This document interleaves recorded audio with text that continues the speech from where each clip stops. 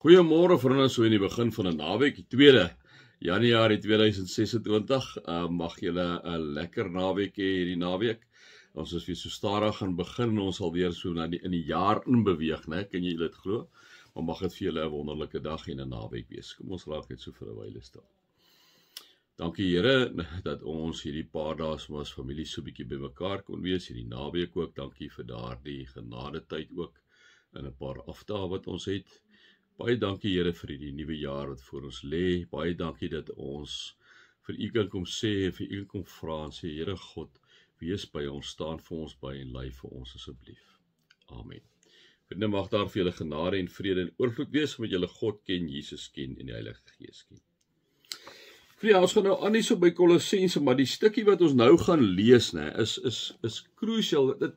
Want ons moet weer lees in die agtergrond van die konteks. Hoekom sê Paulus hierdie spesifieke gedeelte, deel hy dit met hierdie mense in Kolossense? Nou, ek en jy moet onthou, vriende, dat onthou Paulus was die apostel van die heidene. Ons moet dit altyd onthou. So Paulus, die plekke wat hy gestig het, die plekke, die gemeentes wat daar is, was heidense mense wat tot bekering gekom het, vir Jesus Christus aangeneem het in hulle lewe. So hulle kom uit 'n heidense omgewing uit. Nou kan julle nou dink, vriende, as hier ander dwaalleringe en goeders is wat taamlik dieselfde klink, as die Christendom maar ook bykie aanskakel by hulle tyd toe hulle nog heidene was, dan raak die mense verward en baie maklik, dan val hulle vir hierdie dwaalleer, asof dit die regte een is, want dit klink aan so eg. So daarom dat Paulus dan nou ook baie keer vir hulle kom waarsku oor goed. En wanneer ek en jy nou die goed lees, en ons lees dit sonder die konteks, dan kan jy natuurlik nou dink, natuurlik is ons steeds daai om dit te lees. En dit is mos nou alles die waarheid, né? Maar dit is tog anders wanneer ek in die konteks wees, want wat jy hom dan lees, dan besef jy hoekom skryf Paulus dan nou ook seker goed. Nou, spesifiek weer hierso soos ons vir mekaar gesê het, Kolosse was 'n welgestelde stad, liewe vriende, aan die voet van die berg Katmos, Katmos, K-A-D-M-S. Nou kan jy nou dink, liewe vriende, onthou weer eens, dit was mense wat uit die heidendom uit Christene geword het. Nou sien ons, in hierdie tyd was daar dwaalleraars, soos ek vir julle gesê het, hierdie ouens wat askese beoefen het, hulle het hulle self met messe geslaan, liewe vriende, dit gaan vir hulle om 'n onthouding van wêreldse plesiere, gegaan oor godsdienstige en spirituele diepte eintlik in hulle lewe te kry, so dit gegaan oor die selfkastyding, en dan sien ons dat dit ook allerlei gissinge oor die ontstaan van die wêreld meegebring, uit hierdie dwaling hierso uit. Dan sien ons hierso, hulle was ook mense gewees wat die hele tyd hoër kennis gesoek het. Hulle het engele vereer, liewe vriende, allerlei goggas, Dit kom uit die afgodendom uit. Die gnostiek het natuurlik hoogtyd gevier wat ek en jy kan verstaan vandag al te sien, maar hulle vang net twak aan, skei die liggaam en die siel, want dit ken julle in hierdie tyd, goed gnosis kennis, hulle het die geglo, dat die goddelike saad, die liggaam behoort aan 'n bose God, so solank as hulle hierdie geestelike verhouding met God het, is alles daarna, So nou kan julle nou dink ons nou, dat die sentrale plek van Jesus word afgebreek, want jy kan nie sonde doen nie, want die liggaam behoort aan die sondige God, maar jy het hierdie verhouding met God, so wat se plek, wie kom sterf vir ons sondes, want dit is nie vir hulle volgens hulle sonde, want die liggaam van jou aardse liggaam behoort aan 'n materiële God, nie materiële God, maar aan 'n God, So, Jesus se sentrale plek word inderdaad afgebreek. Ons sien hulle het 'n geestelike leier op daai stadium gehad, liewe vriende, so hulle het nou sommer met 'n paar ander mense gaan praat, op die ouende beklei, en soos hulle op die ouende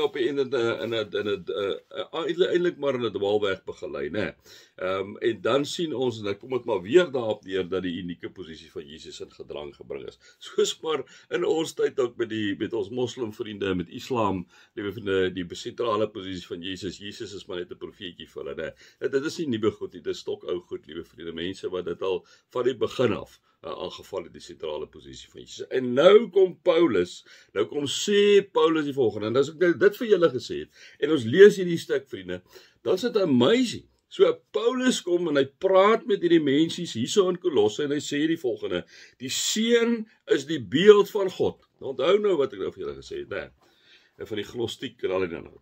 Die seun is die beeld van God, wat self nie gesien kan word nie. Die seun is die eerste verhewe bo die hele skepping, kom sê hy vir die mense in Kolosse. God het deur hom alles geskep wat in die hemel en op die aarde is. Alles wat gesien kan word en alles wat nie gesien kan word nie. Konings, heersers, maghebbers, gesagvoerders, alles is deur hom en vir hom geskep. Kom sê Paulus vir die mense wat tussen die dwaalleraars is. Alles is deur hom en vir hom geskep. Voor alles was hy al daar. Daar kom sê hy, is ons by die drie eenheid waar ons sê Jesus was van alle jare af daar, God die Vader, Seun en Heilige Gees, né? Voor alles was hy al daar en deur hom bly alles in stand. Hy is die hoof van die liggaam van die kerk. Hy is die oorsprong daarvan. Hy is die eerste, die een wat uit die dood opgestaan het sodat hy die eerste plek in die heelal kan inneem. God het besluit om met sy volle wese in hom te woon. God het besluit om met sy volle wese in hom te woon.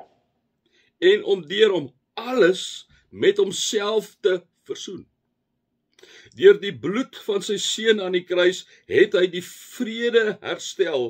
Deur hom het hy alles op die aarde en in die hemel met homself versoen. Nou, dit kom sê hy maar net, hy kom sê vir hulle, hoor hierso, dit is wie Jesus is. Moet nou nie kom en luister na hierdie ander man. En hy gaan nou eintlik aan hierso, want ek moet dit ook eintlik vir julle sê. Hy sê, ook julle was voorheen ver van God af en vyandige sins teenoor hom, soos blyk uit julle sondige lewenswyse, né? Praat hy met hulle.